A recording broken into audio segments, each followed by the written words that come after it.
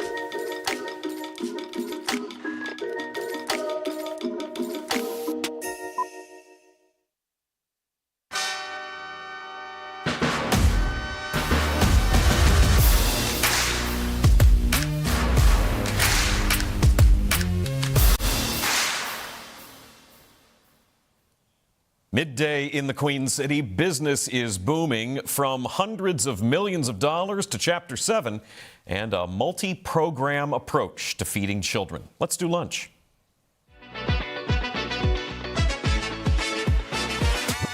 Cincinnati is a city that means business. Fortune 500 company HQs, renowned institutions like Children's Hospital and the Cincinnati Zoo, and letters that everyone here knows: TQL, GE, CVG, UC, and X. It's also a city that's large enough for new ideas to take root and grow. You know somebody who knows somebody who knows somebody, and you're in business. I'm Jack Crumley, and this is The Working Lunch.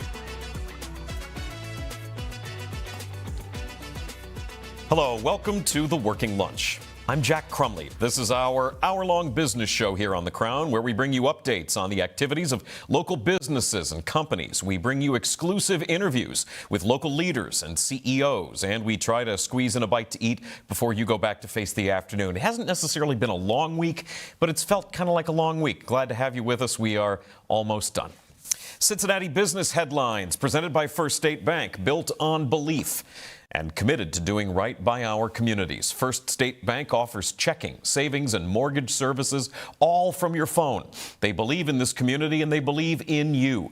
Visit FSB4me.com. That's First State Bank, member FDIC, an equal housing lender. Well, the next domino has fallen. 80 Acres Farms has now filed for bankruptcy. It was earlier this month when the vertical farming startup abruptly announced that it was shutting down after 10 years and hundreds of millions of dollars raised in funding. This is Chapter 7 bankruptcy, so the company is looking to liquidate its assets.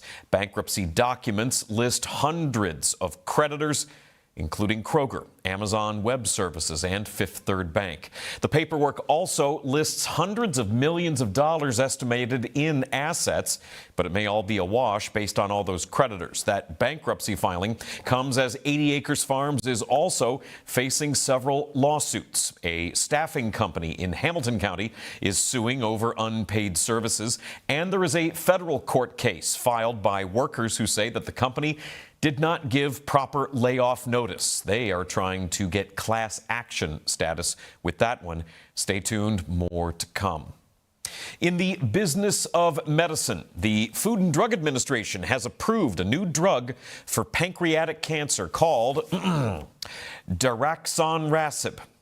It blocks a protein that makes tumors grow. Here locally, UC Health announced just back in June that it was using AI to study pancreatic cancer with a multi-million-dollar gift from the Marsico family. It was involved in the development of this drug. Dr. Wells Messersmith said that the hope was that with the AI-based approaches, it would handle billions of calculations to play out cell interactions and check resistance at the molecular level. That new drug, which again has been approved by the FDA, could be available as soon as tomorrow.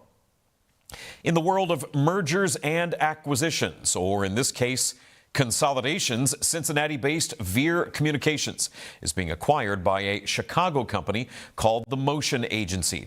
Founder Nick Veer says that this is a partner that shares his company's vision, and it's based on a core belief that operating in the Midwest is a strategic business advantage. That's a quote. And the woman who runs Motion out of Chicago, Kimberly Eberl, understands that as well. She grew up in Reading. She says that her company is investing in Cincinnati's future, not just participating in it. Motion has landed on several lists, including those by Forbes and Adweek, calling it a quickly growing company to watch. And a regular topic on this show, as you know, is the strategic value of Cincinnati and the Midwest, having low cost of living and being home locally to so many Fortune 500 companies with major brands that need promoting and marketing. One of those big companies here is dealing right now with a multi-million-dollar lawsuit settlement. Kroger now settling a class action lawsuit filed over prescription drug pricing. That suit had accused Kroger of overcharging insured customers for certain generic prescriptions going from late 2018 until 2026, just a few days ago, not taking into account, allegedly, lower prices offered by the Kroger Savings Club. This allegedly left some insured customers paying higher out-of-pocket costs. Now, Kroger denies the accusation and said that it correctly reported its retail prescription prices, but it has settled the lawsuit. If you bought a prescription with insurance from Kroger between December 9th of 2018 and August 23rd, this past Sunday, you could be eligible for a payout of the $17 million settlement. You can file for a claim if you qualify at the website KrogerSavingsClubSettlement.com. It's a .com website. And this is a nice way to close things. Everyone is getting back to school, and that also means after-school programs. Cincinnati and Hamilton County Public Library branches are offering a safe place for kids to go in the afternoons to get help on homework or simply get something to eat. The library is partnering with UMC Food Ministry to offer free meals and snacks to kids at certain branch locations. That extends to 21-year-olds for those with mental or physical disabilities who are enrolled in IEPs. That homework assistance runs for K through 8th grade, offering one-on-one help with both reading and math. You can see the list of all the different branches offering that after-school food and the ones with homework assistance at the Cincinnati Hamilton County Public Library website. That is a pretty good transition into Jack's Big Bite, where we focus on one particular story or topic in our community. A community we believe in with our partners at First State Bank. Stop into one of their local branches or visit online at fsb4me.com to access all the helpful tools and services at First State Bank, built on belief and committed to doing right by our communities. For today's Big Bite, presented by First State Bank, we've been in the realm of food a lot recently.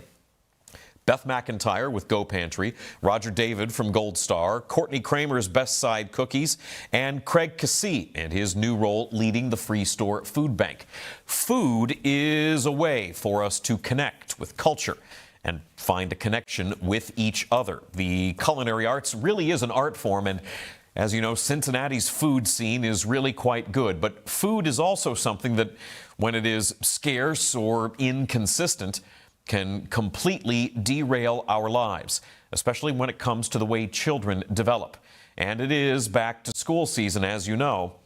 Feed the Soul is a local nonprofit that provides fresh fruits and vegetables, produce specifically, to nutritionally deficient children, while also teaching them how to make healthy choices for life. It's so easy, and often it's cheaper for kids to eat chips or cookies. This is a group that focuses on produce, healthy fruits and vegetables. Through interactive programs, in-school farm markets, and ongoing produce distributions, Feed the Soul ensures that kids get the nutrition they need when they need it most. Feed the Soul describes itself as operating at the intersection of access, education, and awareness. It has programs designed to meet students where they are developmentally, academically, and nutritionally while building healthy habits. So what is the practical application of that? Feed the Soul has 6 programs specifically that range from teaching kids about produce to sending them home for breaks with good food to mobile markets and more. There's a picture of the mobile market. Feed the Soul is a relatively new charity founded by Mary Beth Knight in just the last few years. It is a 501c3 nonprofit. Now, in terms of the impact that it made in 2021, you can see it there. Over 1 million fresh fruits and vegetable servings made last year. More than 650,000 direct to students. 2,000 kids involved in various after-school programs, and 1,700 families seeing consistent nourishment. Nearly 300 volunteers there as well. You can see that in the lower right. Those volunteers working for more than $100,000 worth of effort, along with 51 community partners. I think what this charity is doing is really impressive in terms of how thorough it is. To be clear, feeding children alone is a solid enough reason to exist, but by having half a dozen core programs that have instructors interacting with kids, teaching healthy habits, and plugging gaps to feed kids when they're not at school, that goes on to cover a lot of bases. That is a more comprehensive nonprofit than I was expecting when I started looking things up about today's guest. And they're thorough with their funding as well. Taking a look at the numbers, $708,000 in revenue last year and about $702,000 of that in total expenses. The vast majority of that going toward program services. Feeding the Soul's impact report from last year also lists a number of goals for the coming year. Meet and exceed servings. We've already hit 1 million in 25. We'll see how things are looking for this year, along with evolving its programs and strengthening the foundation. Earlier this year, Siobhan Taylor was brought on as Feed the Soul's first ever CEO, following her time spent leading a Cincinnati Catholic high school. She's my guest, and she was going to tell us her story and the story of Feed the Soul when we come back. You are watching The Working Lunch on The Crown. Stick around.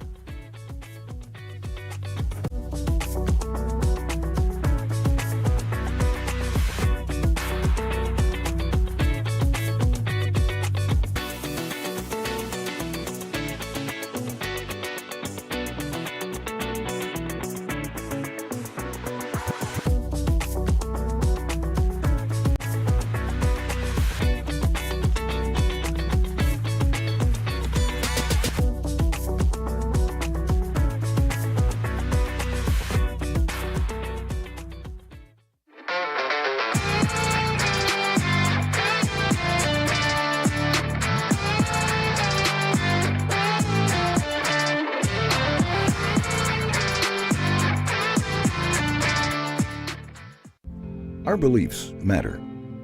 They're reflected in our words and actions.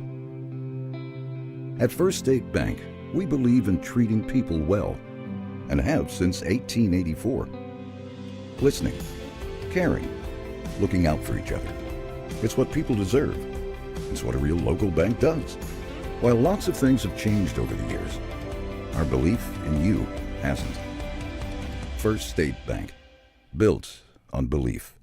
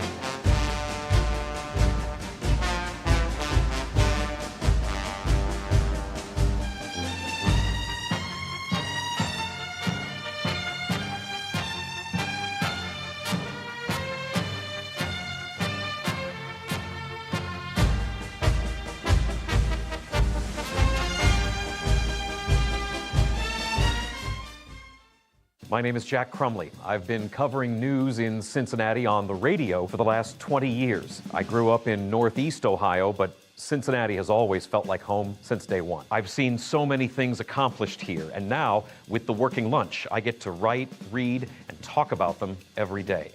Hard-working people with a drive and a dream. Innovative ideas that help shape this city. Cincinnati is a great city, and I'm excited to tell you about it every day.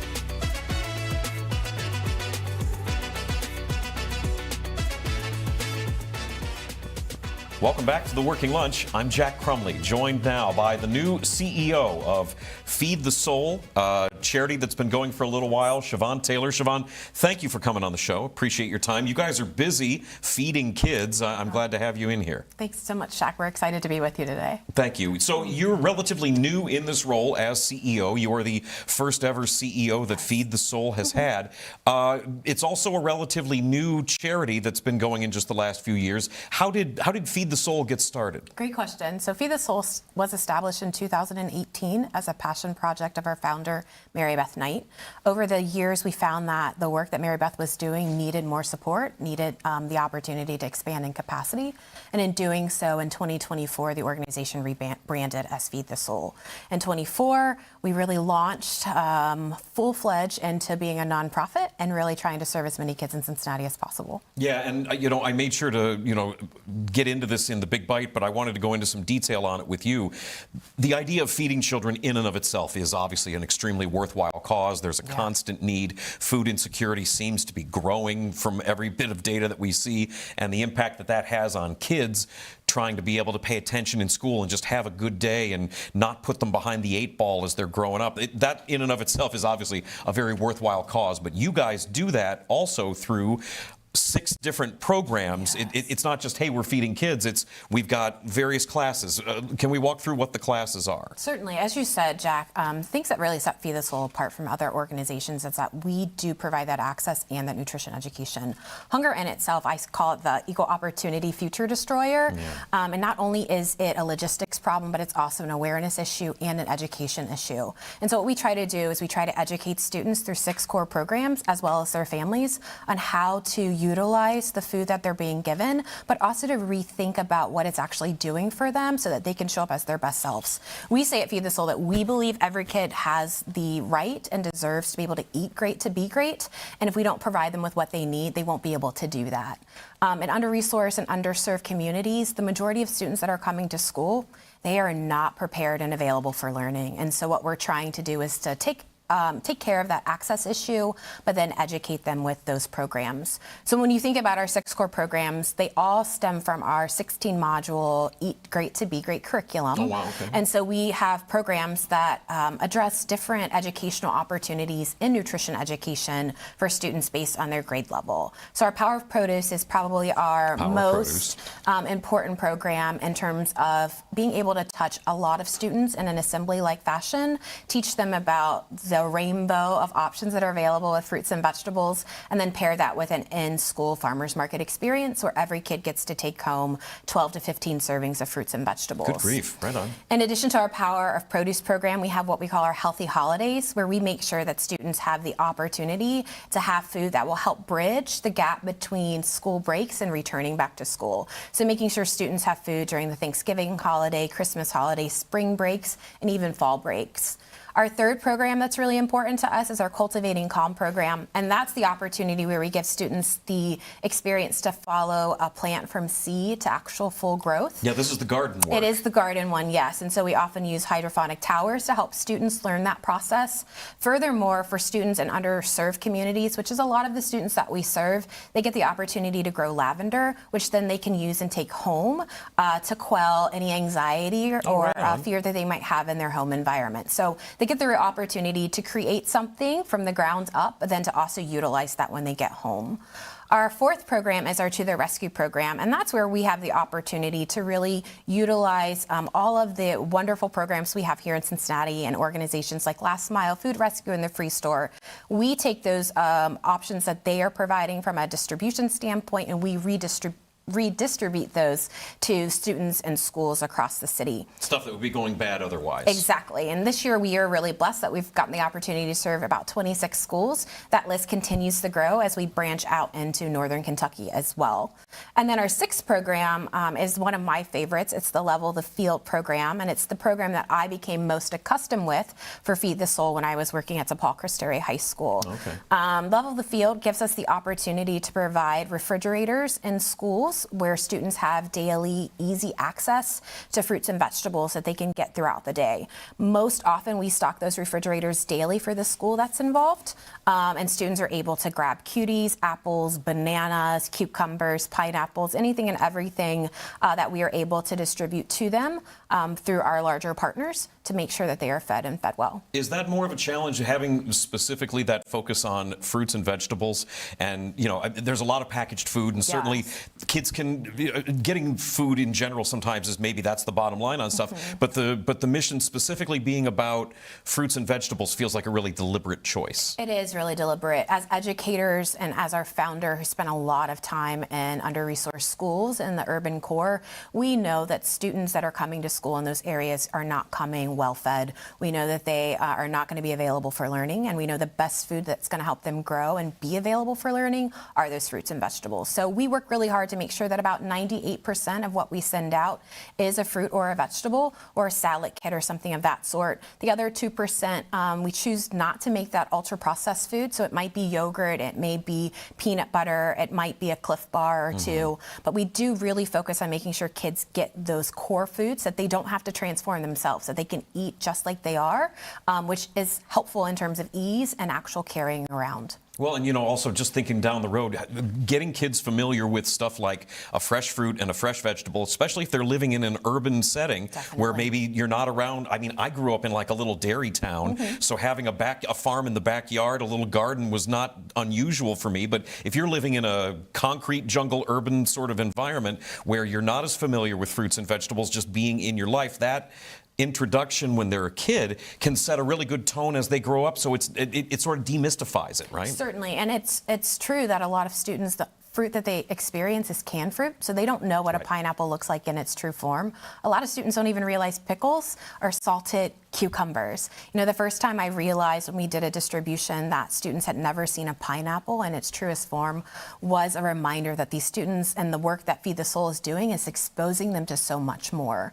A lot of what they're going to receive is what they're going to find at the grocery store that's easiest for their parents to grab through the use of SNAP dollars or what they might rescue through a market or another pantry. Speaking of rescue, you guys have some really nice pictures on your LinkedIn page, actually, about a rescue from back in the winter, back in January, when there was a crazy snowstorm that was bearing down here. There we go. And this is what, 12 pallets of bananas? Definitely. A crazy amount of bananas that was going to go bad. 34,000 bananas that if it didn't get picked up and distributed to like 5,000 kids, it was going to be a waste. And you guys mobilized and got that to those kids. And that's the one thing that we love about our work at Feed the Soul. At the heart of what we do, it's about making sure kids get the food that they need, and we try to dismantle any barrier that may prevent them from getting the food that is essential for them to be able to function and function well. So that banana experience was really, I think, a hallmark of our work. We just rescued over 30,000 servings of bananas the other week. Oh, just recently? Just recently, and so we did the same thing. It's how do we mobilize and get those out to students? We probably would have been able to take more had more schools been in session, but we do. We want to make sure that kids are getting what they need as soon as they can. And what we have found is that so much food gets wasted in this county and in our country alone. You know, the latest statistics show that 138,000 tons of food in Hamilton County is wasted annually. So with that being said, we don't want to contribute to that. We want to take that food that's available and get it to the people that need it the most. Yeah, as far as the drivers of that food waste, we're not talking about like larger portions that maybe get served at a restaurant. Are we just talking about people that buy stuff or they don't buy enough?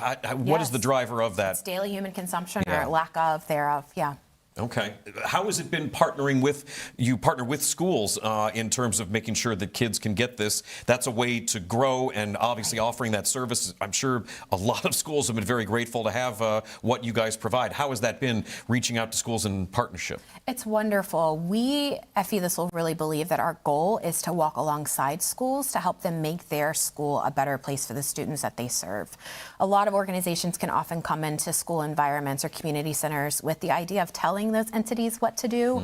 We believe and we trust in our school leaders. We believe and we trust in our teachers. They're at the front lines every day. They're doing the hard work, the heavy lifting of educating kids and giving them everything that they need. There's a lot that's on a school every day in terms of educating, providing mental health services, providing food, providing anything and everything that we often used to see civic organizations carry the load of. And with that being said, our schools look at us as a trusted advisor, but also one who knows what they're going through and that we're just here to support them. We have been incredibly blessed to have the support of the City of Cincinnati, Hamilton County, a variety of other nonprofits that are engaged in food insecurity work to support the work that we're doing in the schools. Kids spend their most time throughout the week at school, and so if we're not supporting the schools in the way that they need to, our work cannot be successful. And then still also offering like programs like the healthy holidays, Yes. where they're getting a package of food to take when they're not at school on a regular basis. In terms of partnership too, there was an announcement, I believe it was last year, the City of Cincinnati announced a number of grants, and Feed the Soul was among about a dozen or so that were in this $850,000 Impact Award, working together with Children's Hospital. Yes.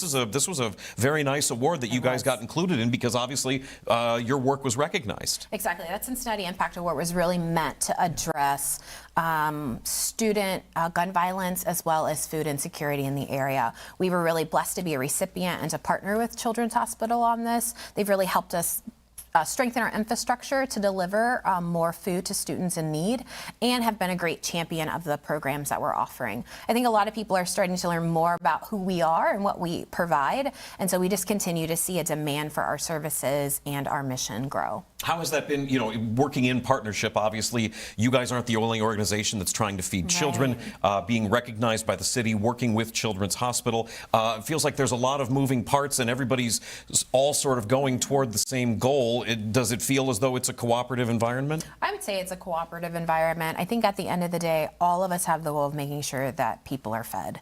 And if that is our goal and that's the prize that we keep our eye on, nothing else matters. What I really appreciate about Cincinnati in general is how generous this community is and how we find ways to lift each other and how we find ways to collaborate. We know Last Mile just started a new collaboration with La Soup, and Feed the Soul is looking forward to establishing some new partnerships as well and collaborations to feed more students. At the end of the day, though, if we continue just to move forward and distribute that food that we know is there, we will be doing our work and doing it well. And you guys are in the middle of it right now. It's the summer's wrapping up. We're in back to school time. Is that a busier season? Yeah. I think so. I think our work in the summer is continue to be focused on feeding and educating students, but at the same time, our partnership with schools being closed in the summer, we often are providing much of our resources to community centers, to mobile markets that we set up in different communities. This past summer, we got the opportunity to support Central Clinic in one of their social skills camps for some of their students, where we provided both a curated breakfast and lunch for them every day for 5 weeks, and then also get to come in and do a nutrition education lesson once a week. So our work changes just think a little bit in function. In form, but not function. Yeah, it's a big need. It's got to feel like an endless sort of need, but I think you guys are really serving a really important function with the programming specifically and the education. I think that's really great. Siobhan Taylor is the brand new CEO of Feed the Soul. It's a program in the city, in this area, expanding into Northern Kentucky and elsewhere, doing a lot of good to feed kids. More with her specifically about starting in schools. You talked about understanding the work that schools are doing. You have firsthand knowledge of that from what you were doing before. More on that when we come back. You're watching The Working Lunch on the Crumley.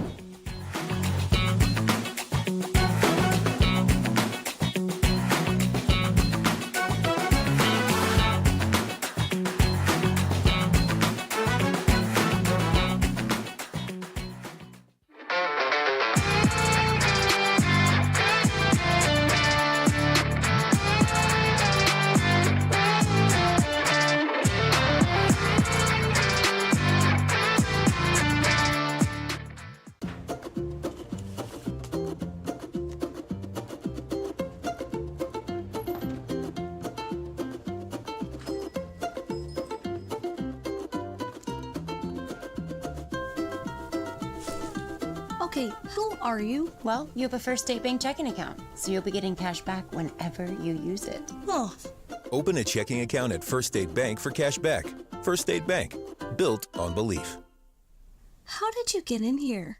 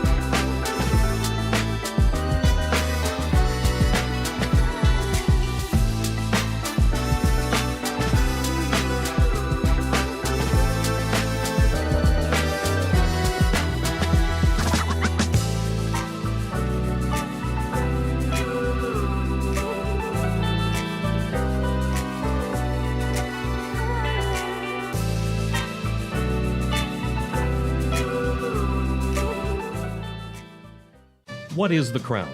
It's simple, really. Authentic Cincinnati entertainment. Not hot takes from a studio 3 states away. Not national noise pretending to know this city. Rather, bringing a voice to those who call the Queen City home. Where can I watch The Crown shows? Join us live from 7 to 11 a.m. for First Word and 12 to 1 for the Working Lunch on RESN. No live TV? No problem. Stream and interact with all of our content on major podcast, broadcast, and streaming platforms. The Crown is Cincinnati. Loud, passionate, competitive, proud.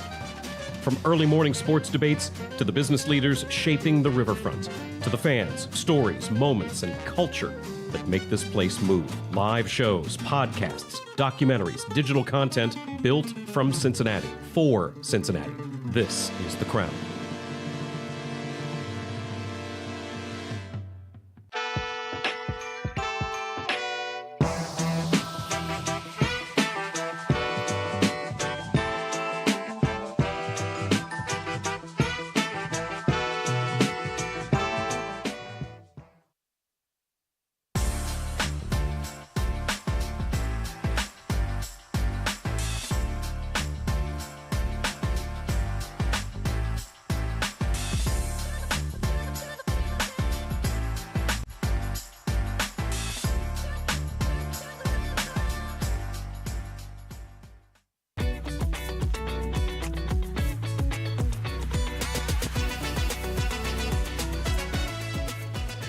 Welcome back to the Working Lunch. I'm Jack Crumley, joined by Siobhan Taylor, who is the CEO of Feed the Soul, a charity that is specifically focused on feeding children, primarily fresh fruits and vegetables.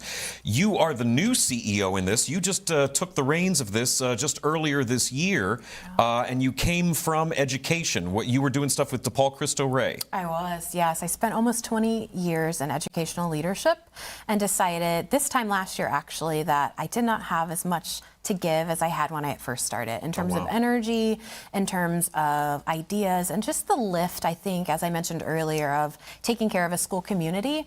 And it was just very clear from just what I was experiencing from a health standpoint, and what I was experiencing from like a personal desire standpoint, that I needed to step back and recalibrate. And so I painfully said goodbye to DePaul Cristo Rey, which is an incredible school. If you're not familiar with it, please look it up. Please support them because they're doing incredible work. You took over as, was it president of DePaul Cristo Rey in the fall of 2020, which was a particularly trying time for schools. What was it like taking the reins of a school like that in the midst of everything that was going on COVID-wise? I think crazy would probably be an understatement. It was in the middle of the pandemic. The school had just wrapped up a capital campaign, so they had finished construction on a new building, which was still a little delayed with some pieces due to supply chain issues. And we did not have students in the building for almost the first 6 months I was on the job. So it was very difficult to lead a staff, figure out the nuances of such a intricate business model for that school, and think about what we needed to do for students in the midst of the pandemic. Yeah, is DePaul Cristo Rey, is that under the Archdiocese, or is it? It is under the Archdiocese because it's a Catholic school, but it is also not owned by the Archdiocese. Gotcha. So the interaction between the two entities is a little bit different from a business standpoint. DePaul Cristo Rey actually is under the purview of the Cristo Rey Network, which has 41 schools like it across the nation. Right on. Yeah. So how did you were the president of this school for a number of years. Yes. You felt as though your time needed to change and go into something else. How did Feed the Soul get on your radar? That was with the refrigeration program, right? Correct. So Feed the Soul came into my life while I was leading DePaul Cristo Rey. Mary Beth Knight came to us one day and said, hey, we want to put a refrigerator in your school and stock it daily with fruits and vegetables for your student athletes. We couldn't turn that down. We thought that was such a great opportunity to serve our students. And over time, I saw the transformation that was happening in the school with that refrigerator. And I said, Mary Beth, we have to make this available to all the students in this school. And over time, we saw kids who were eating Takis and Flaming Hot Cheetos and all the junk food that we know tastes so good but has no nutritional value. We saw our students start to choose to have cuties and apples and bananas and, again, pineapples and other fruits that we were able to get in that refrigerator. And with that experience, Mary Beth said, you've seen our work firsthand. You're living it every day. Will you join our board? And I had to think about that for a little bit. And to make a long story short, I eventually said, yes, I'll serve on the board. And then Mary Beth approached me at the end of last year to ask me if I would be interested in engaging with Feed the Soul in a different way. It took me about 5 months to kind of discern whether or not that's where I wanted to go. Yeah, that's a big, life-changing decision to make. You're changing careers. Changing careers, changing, I think, the breadth and depth of the work that I was doing. You know, leading a community school versus leading a startup nonprofit. Very different skill sets that are needed and very different expectations. But I would say that it's been a wonderful transition. I'm finding my gifts in other ways in this season, but I'm still given the opportunity to give and to do really meaningful work.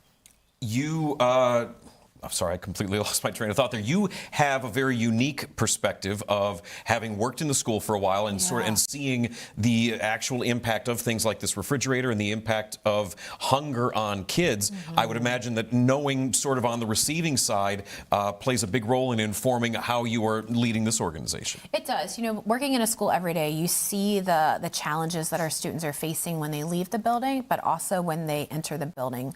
Learning is just one of the many things that they're faced with having to navigate every day. And if we can make that easier for them by giving them food that's going to set them up for success, we're going to do that. One of the things that I appreciate the most about Feed the Soul is the results that we're hearing from students. When students engage in our nutrition curriculum, they're telling us that they have more control over their mental health. They feel like they know a little bit more about how they need to take care of their body and their mind and their spirit. You know, over 90% of our students that are experiencing our programs tell us that they feel like they are a better person because of what they're learning from Feed the Soul. And that's really what you want to hear kids say. You want kids to take ownership of their lives. You want them to feel like they can exercise their own agency and that they can make the right choices, very small choices, which goes back to what you eat, that can set them up for success. You, in terms of collecting that data from the kids, that obviously plays a huge role in future fundraising, which is an ongoing challenge. But I mean, really, this whole thing, you're taking on this new role after years working in education, and now you're leading this. So the whole thing is sort of a big new challenge for you. Has it been invigorating so far? It has been invigorating. I think most people who know me know that I never back down from a challenge. I might balk at it initially, but I eventually step up to the plate and hit that home run. So it's been different trying to figure out how you position yourself differently in the market, how you think more critically about the work that needs to be done, and how you mobilize volunteers to help you get the work done that you normally would have a paid staff to do. Yeah, and you're bringing, I guess, sort of fresh eyes to this organization. You were involved in the board, and you know with the work that's being done, but you have an opportunity to maybe innovate in a way from somebody on the outside coming in that may not have happened otherwise. Or do you have thoughts about where all this can go? We do. We're in the process of developing with our board a strategic plan that we're hoping to launch in the winter of 27. We know that there are some things that we need to work on as an organization, primarily what is going to be our long-term business model that ensures that the work we're doing is sustainable and that kids can continue to be served. I think that's really the fun part, though, of running a startup nonprofit is really being able to roll up your sleeves and think about the future of something that you would never have been invited to do, probably, if you were in a different period of time of your life. The organization needs us to do the work, right? So we need board members who are rolling up their sleeves, that are involved, that are engaged, that know a little bit about business and maybe a lot about business to help us get to where we know we can go. Yeah, is it a working board? It is a working participatory? board. Yeah. Certainly, and we're looking for more board members. So if anyone is interested in joining the cause, please reach out to us.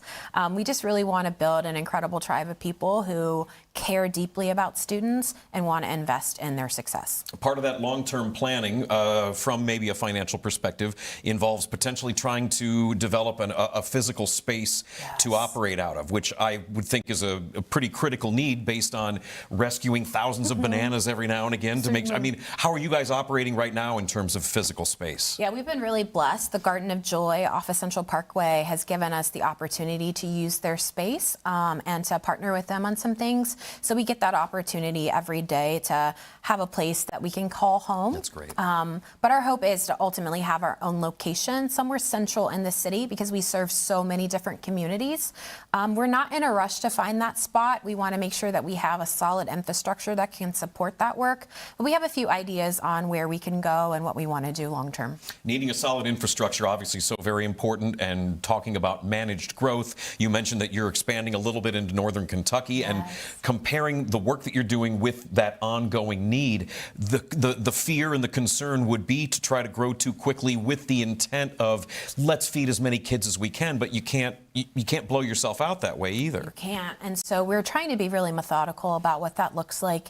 At the end of the day, if you have the dollars to do the work, then you can clearly do the work. If you don't have the dollars to do the work, then the work has to cease or you have to find a new creative way to do that.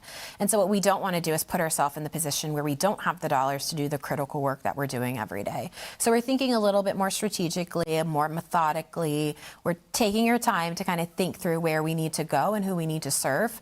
We are really excited about expanding into northern Kentucky. Last year, we spent some time serving Erlanger schools. This year, we're looking at serving schools in Dayton, Kentucky, and building some partnerships with the Northern Kentucky University as well. So there's a lot on the horizon for us. We know that, again, hunger waits for no one, and it's not, it doesn't play favorites if you live on one side of the river or the other. So we know that kids over here need it just as much as kids in Kentucky, and that's what we're doing. Does that work with NKU? Would that involve, I think the assumption might be that college kids don't struggle with food insecurity, but that's an issue with everybody, whether you're an adult or not. Right. But that would also be a really good revenue avenue, I would think, for a new volunteer base.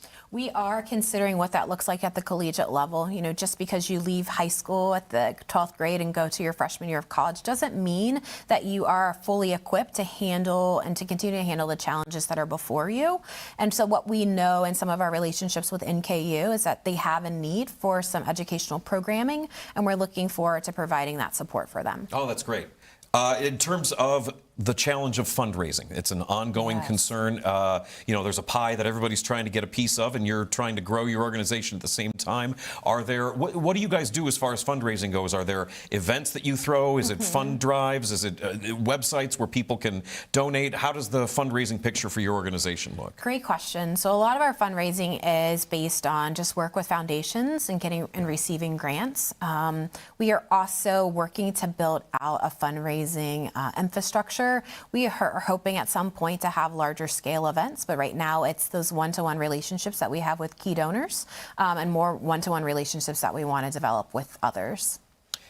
In terms of where you are looking to go, thinking ahead, thinking down the road. I'm sure it was probably a part of your interview process about what's a 5-year plan. What in terms of throwing a dart at the board and aiming for a goal, what is a long-term goal for you here? I mean, ultimately, we want to meet and exceed the work that we've already done in the early stages of our development. So we want to continue to make sure that we're hitting at least that 1 million serving number, but we want to make sure that we're having a continued impact on students and families' lives. If our people are not transforming based on the work that we're doing, then we're missing the boat. And so we have to be very careful and very aware of the work that we're doing and what impact it's having. So when I look at the next 5 years, of course, it's securing a physical location. It's building out that infrastructure that we need from a fundraising standpoint. And it's also thinking about what makes the most sense for Feed the Soul as an organization that is homegrown in Cincinnati, and what does it look like also if we wanted to expand into other markets. I think a lot of us believe within our board and our organization that we have a scalable product. The question is, when do we scale it? How do we scale it? And what does that look like after we've built the solid infrastructure here? No, that's really good. I mean, that's the plan. Yes. Now it's just about building it. Exactly. So the ideating part sounds like you really figured out. And now between you guys, which is a small staff, it's what, you and 1 or 2 other folks? 2 other people, so it's 3 of us total. And so thriving on that volunteer energy is certainly crucial. And I know a little bit about the gratitude that I have for people that volunteer their time to nonprofits. Seeing the numbers in your impact report from last year, about 300 people that did about $100,000 worth of work, that's got to make your heart sing. It does, and I think that's one of the beautiful things about being a startup. When you're a more well-established organization, it's really hard to leverage the skills and talents of a lot of people who have something specific to offer you, because most of the time that's carried off by paid staff. Because we are a startup and because we do need so much, we can bring in so many volunteers and we can allow others to support us and support the work that we're doing for kids in a way that really just energizes our work and reminds us that we're not alone in this. Siobhan Taylor is the CEO of Feed the Soul, a relatively new charity in town, a nonprofit that's feeding children through a variety of programming. They did 1 million servings of fresh fruits and vegetables last year. We're almost done with 26, and I'm not going to try to pin you down, but it sounds like things are on track for the kind of growth that she's talking about. It's a great organization. Yes. Is it feedthesoul.org? Feedthesoul.org. Feedthesoul.org. A great organization helping out children, keeping them fed. Check them out. Siobhan, thanks for coming on the show. Thanks so much, Jack. We got to take a break, but we got more Working Lunch when we come back. Stick around.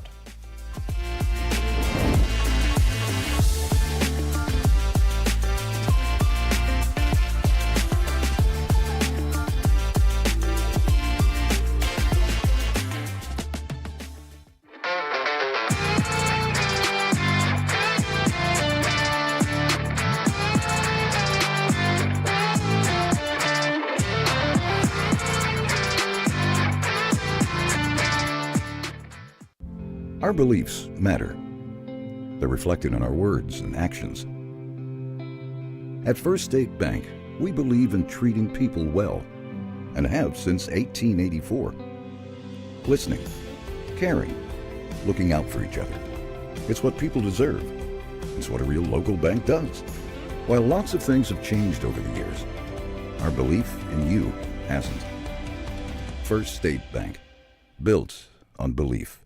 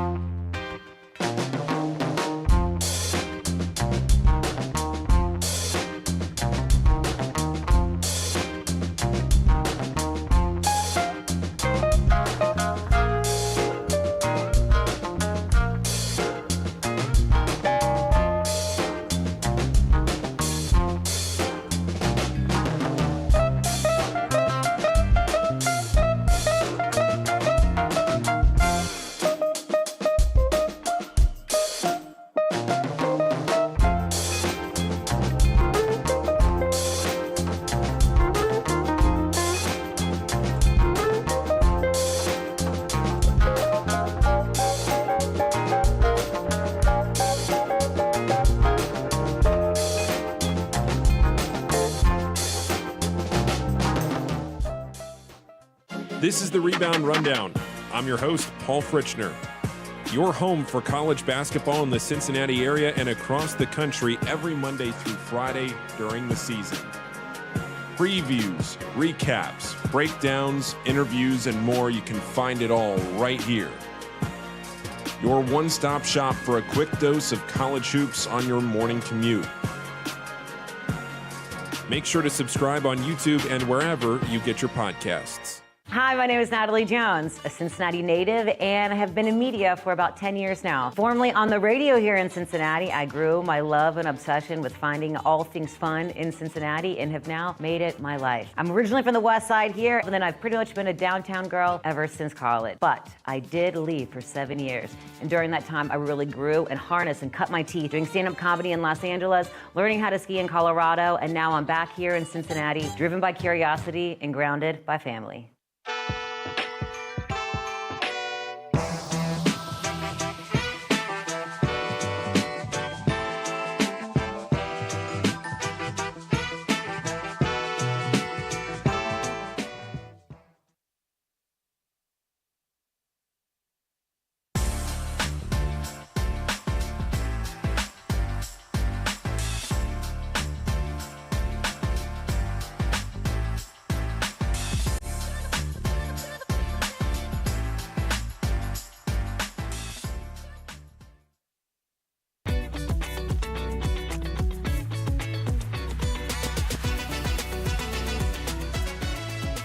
Welcome back to the Working Lunch. I'm Jack Crumley. We are wrapping up the show here today. I do have this bit for you. Been saving it for a little while, trying to find the best time to get into it. And certainly we spent quite a bit of time yesterday talking about chomps.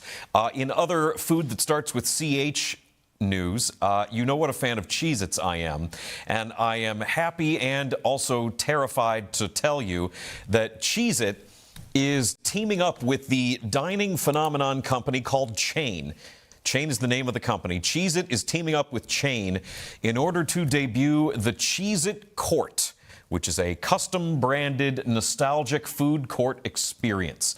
This is a branded event where in the Westfield Topanga Mall in Los Angeles, within the food court, this Chain company has what they are calling a 6-month residency.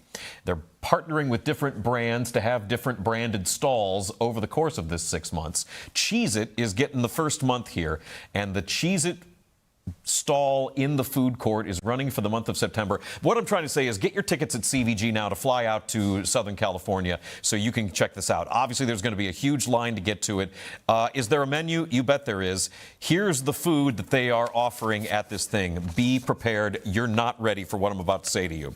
There is the cheesy bun, which is there off to the right. That is a gooey cinnamon roll swirled with a decadent Cheez-It extra cheesy seasoned cream cheese frosting, then finished with a shortbread crumble, salted caramel crunch, and topped with a crunchy Cheez-It cracker, because of course. That's just the start. That's where we're starting on this menu here.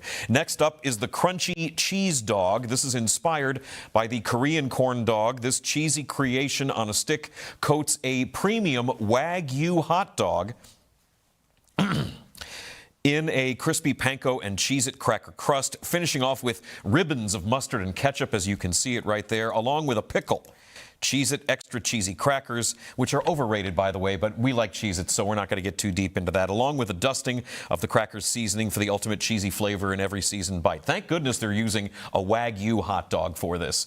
You wouldn't want to compromise quality here when you're dealing with these kinds of creations. And then at the top of your screen, as if that weren't enough, the cheese steak, giving a classic Philly cheesesteak a Cheez-It upgrade. Tender sliced ribeye, that's important. We can't have tough meat on this sandwich. Melty American cheese, grilled onions, and pickled jalapenos stacked onto a toasted Cheez-It extra cheesy seasoned hoagie roll. The other bit that you need to be aware of on this is that following the grand opening of the Cheez-It Court, which is running all through the month of September, so you still have a little bit of time to get your tickets. Following the grand opening of the Cheez-It Court, the brand is going to drop the recipes of the items featured on Cheez-It.com so you can enjoy this from home. Is this like Is this what it felt like when the newspapers were publishing the letters from the Zodiac Killer?